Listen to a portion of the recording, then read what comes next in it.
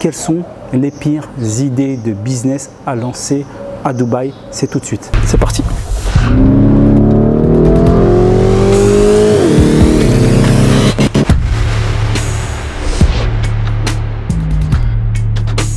Et je vais vous expliquer tout dans le détail. Et ensuite, l'aventure commence. Bienvenue dans le business.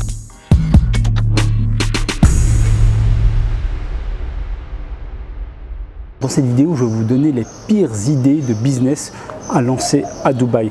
Pourquoi? Parce que moi, ça fait 7 ans que je suis résident ici à Dubaï. J'ai moi-même pris le temps, avant de lancer mon business, de réfléchir, d'étudier la question, d'étudier le contexte. Et puis finalement, j'ai lancé un business passif dans le sens où ça me rapporte de l'argent tout en étant très peu présent ou en demandant très peu de travail de ma part. Sauf que en étant présent, forcément j'ai côtoyé beaucoup de gens qui sont venus, qui ont des idées ou parfois même qui ont investi, qui ont engagé du financement et malheureusement ça s'est mal passé. La pire idée de business que je vois, la numéro 1 que je vois vraiment très souvent, surtout de la part de Français, c'est la restauration. Il faut savoir, à Dubaï, toutes les chaînes, les plus grandes chaînes du monde sont présentes à Dubaï. Alors, toutes ces grandes chaînes veulent avoir une présence pour, d'un point de vue parfois même marketing, c'est même pas parfois d'un point de vue économique, d'être présent, avoir des branches ici aux Émirats et à Dubaï. Donc ça, il faut bien le prendre en compte qu'au niveau de la restauration, l'offre, clairement, elle est saturée.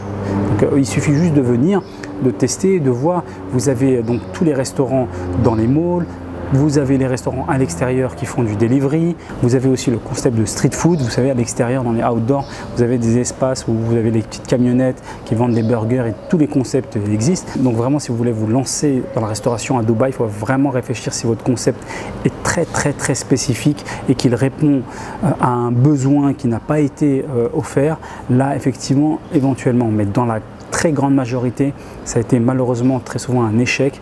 Donc je vous alerte là-dessus. Réfléchissez bien avant de vous lancer dans la restauration à Dubaï.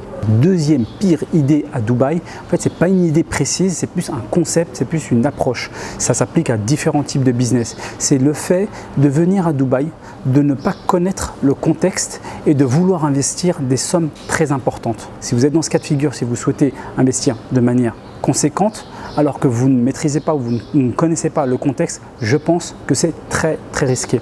Pour moi, vous avez deux cas de figure. Soit vous ne connaissez pas le contexte et à ce moment-là, vous investissez des petites sommes pour pouvoir tester, comprendre et ensuite vous augmentez progressivement. Soit vous connaissez le contexte parce que vous avez travaillé à Dubaï ou dans la région ou parce que votre associé y a travaillé, donc il connaît, donc il va pouvoir vous aider. Là, à ce moment-là, effectivement, vous pouvez investir des grosses sommes. Je ne dis pas qu'on ne peut pas investir des grosses sommes, naturellement, que c'est possible à Dubaï, beaucoup le font, mais il y a au moins une, voire plusieurs personnes parmi les associés qui maîtrisent le contexte. Donc à mon sens, encore une fois, si vous n'avez ni l'un ni l'autre, c'est-à-dire que si vous ne connaissez pas le contexte, vous n'avez pas une expérience de la région locale, et qu'en plus vous souhaitez investir de grosses sommes, je pense que c'est très risqué. Personnellement, qu'est-ce que j'ai fait? Moi, quand je suis arrivé à Dubaï, j'avais du capital à investir, mais je ne l'ai pas investi directement.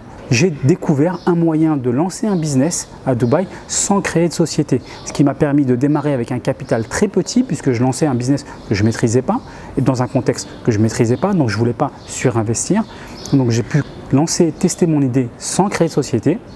Donc j'ai économisé cette partie-là et ensuite, une fois que j'ai vu que le business commençait à prendre, que mon produit répondait à un besoin, là à ce moment-là, j'ai investi. D'ailleurs, toutes ces informations, conseils et astuces, je vous le détaille dans ma formation gratuite. Vous vous inscrivez sur le lien qui est en dessous dans la description et donc de ma newsletter, vous allez recevoir une formation d'1 heure gratuitement où je vous donne quelques détails. Troisième pire idée de business à Dubaï, c'est j'achète un produit et je vais le revendre. Donc il me faut juste ouvrir un shop ou un point de vente et proposer mon produit alors que je ne propose aucun service, aucune valeur ajoutée personnelle. Il n'y a pas de savoir-faire. C'est juste j'achète et je revends.